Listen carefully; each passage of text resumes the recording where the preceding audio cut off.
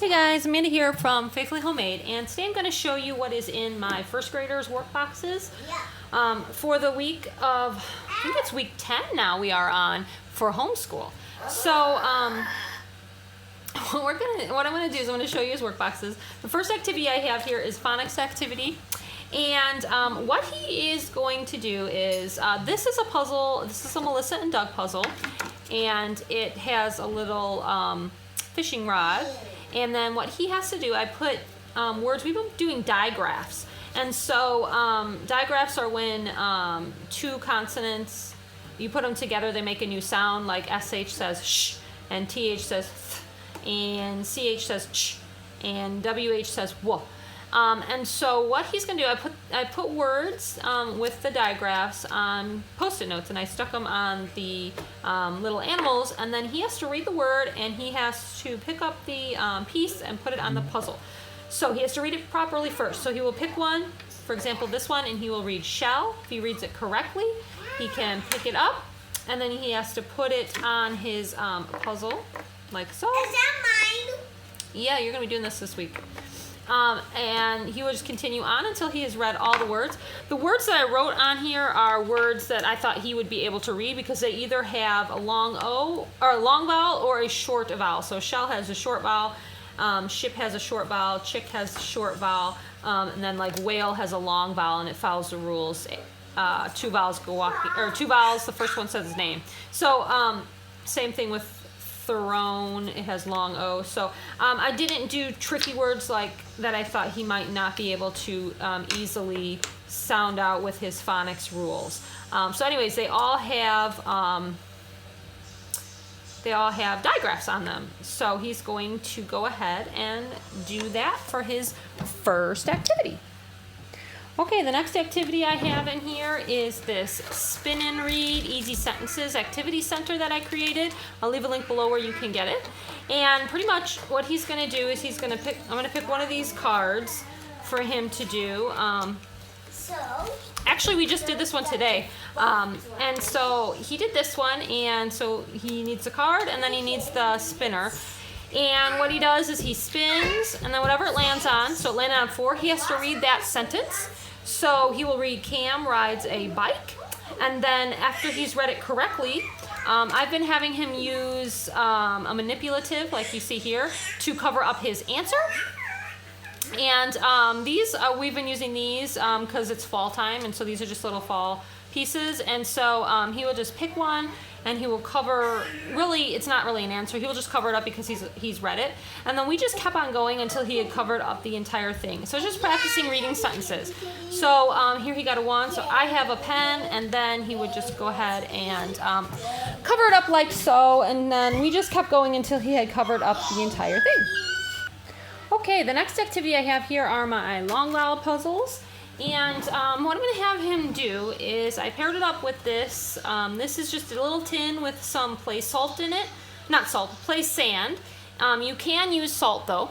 But what I'm going to do is he has to put the puzzle together. So here's one. For example, this one would be fire. And you can't see it right now. Let me move this. So he would put together fire. It's a long vowel, and once he puts it together, then I'm going to have him make the word in the sand. So he uses the eraser end of a pencil, and he's going to make F-I-R-E, fire. And I remind him of the rules that when there are two vowels in a word, the first one is usually long and the second one is silent, especially in a word like this because it has magic E. When you add magic E to the end, it makes the first vowel say its name. So that is what we're going to do with that, and then he can just do a handful of these puzzles and writing them in his sandbox. Okay, the next activity I have here, these are called Easy Sentences Puzzle Match. It's an activity center. I will leave a link below again to anything you see here that I have created myself. I'll leave links either in the description box or in the comments below, depending on where you're reading this or watching this. Oh my goodness, I can't talk today. And it's because I'm trying to talk so fast. Anyways, What he has to do is he has to read the simple sentences and then match them up with the picture. So this says Tim's plate is full. So that one would go with the plate right here. And then this one, John will bring the food, goes here. And then Sam and Sue eat a big meal, goes here. All of the words in these sentences either have short vowels or long vowels and basic sight words. So that's what makes them easy as far as reading, because they follow phonics rules and they use simple sight words, that kind of thing. So that's what he has to do. And then I have a whole bag here of just all sorts of different ones, so we can pick through and decide which ones he is going to do. Okay, the last activity here is this, as far as phonics goes. I'll show you his math activities in a minute. As far as phonics goes, it's these hidden puzzle long vowel centers. A center, and it has different mats like this. I just pulled one of them out. This one looks like this, and then it comes with the cards, and he has to read the long vowels on the or the long vowel words on the cards and match them up. So this says snail, so he will put it over the snail.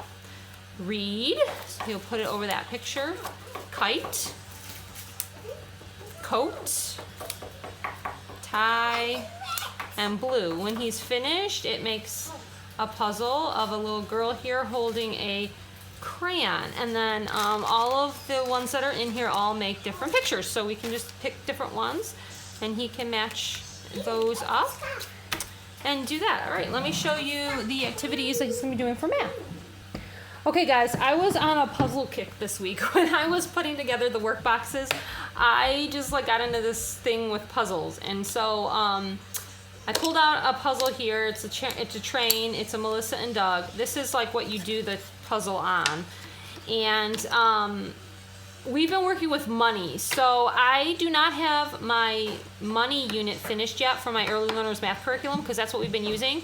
Unfortunately, I don't have a whole lot of activities for him yet because I don't have that unit finished yet. I'm working on it. But for the time being, I have these cheapo little cards that my mom got us from some dollar store or something. And so I'm going to give him a card, and he has to tell me the answer. So this says, what is this? How much is it worth? So he has to say penny, 1 cent. If he can do that, then he gets a puzzle piece. And then I'll give him another card. If he can do that one, he gets another puzzle piece. You get the idea. And he's going to keep getting puzzle pieces each time he answers one of these questions about money correctly. Okay, so here are some of the cards, show you what they look like. Each time he answers correctly, he gets another puzzle piece until he has completed the entire thing. I made sure I had as many cards as I had pieces. That way he, there's not more pieces than cards. So every time he answers correctly, he will get a puzzle piece, and he can put it together to make his train. So when he's all done with all of his cards, his train will be complete. So that's the first activity I have for him for math. The other thing I have as far as money goes are these counting money puzzles. I showed you these in last week's video, but we didn't get to them last week. So we are definitely going to try to do these. I got these from Lakeshore Learning, and we haven't used them yet. So I'll let you know if we like them or not. Okay, the next activity, we're going to be using my Touchpoint math cards this week to just do some more addition review. And I pulled out the ones with the pumpkins on them. If you didn't see my video on Touchpoint Math, check that out. I will try to remember to leave it below. If I don't, it's in my playlists on my channel. But Touchpoint Math, so he's going to be using these cards, and I'm basically just going to take 2 cards. I'll show you a simple one. And then he has to write the problem, so 2 plus 4. We'll put it on a cookie sheet, and he can use an expo marker. And he has to write the plus, and then he has to write the equals, and then he has to figure it out. What I teach him is that we touch the bigger number and say it. So he will say 4, and then we count up from there. So 5, 6, and then he'll have to write his answer. So 2 plus 4 equals 6. And so we will just continue on like that. He can, obviously, as you see here, cookie sheets are great because the expo markers just rub right on off. And so, what's this? Oh, that is from that other activity. I'll put that over there. Okay, so yeah, we'll just grab a card, we'll put them down, and he'll just continue doing that. And we'll just do different addition problems like you saw with using his touch point math cards. And it also helps him work on memorizing where the touch points are so that when he's doing a regular worksheet that doesn't have the touch points, he has them memorized and it helps him do his math. I've had these in his workbox for, I think, 2 weeks now, and we still haven't gotten to them. But I definitely want to get to these. These are from my Early Learners Math curriculum. These are number clip cards, and this is for place value. So he is going to so he'll take a card, and it's counting by tens and ones to figure out the number. So for this one here, he would count 10, 20, 30, 40, 50, 60, 70, and then he would count by 1, 71, 72, 73, 74, 75. So the answer to this card is 75. He can use clips to clip on his answer, or he can use our little manipulatives here to cover up his answer, and then he can go on to the next card. So this one here has cookie jars, 10, 20, 30, 40, 50, 60, 61, 62, 63, 64, 65. And so on. If you saw my other videos, you've seen these already. Anyways, we didn't get to them yet. So that will be the next activity that he will be doing.